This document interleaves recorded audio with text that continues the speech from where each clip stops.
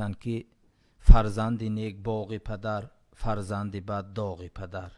این فرزند اگر فرزند نیک و صالح باشد، به گفتی عبدالرحمن جامی، هیچ نعمت بهتر از فرزند نیست، جز به جان فرزند را پیوند نیست.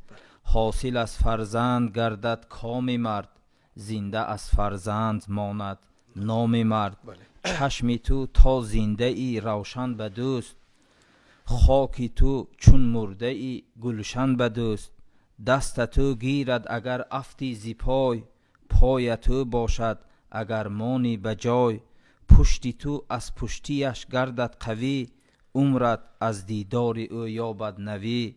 دشمنت را شیوه از وی شیون است، خاصه گوی بحر قهری دشمن است. این فرزندها البته برای پدر و مادر در زندگی متکا باشند، در زندگی باید دستگیر باشند، اما او فرزندی که ناخلف است و فرزندی که پدر و مادر خود را می آزارد و می رنجاند و آب دیده آنها را می ریزاند، در روایت می گویند بکاء الوالدین من العقوق، ریزانیدن آب چشم پدر و مادر این نشانه عاق شدن او است.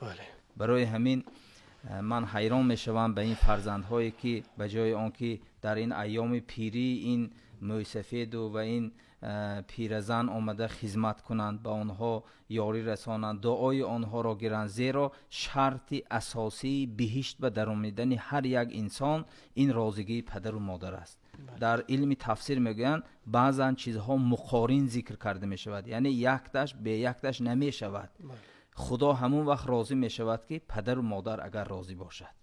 برای همین جوانان را نصیحت کنیم که از همه بهترین شخصیت روی زمین برای هر یک انسان پدر و مادرش است که خدمت اینها جهاد امین است. پدر و مادر خدمت کردن در روایت می بیاد که بهترین جهاد است.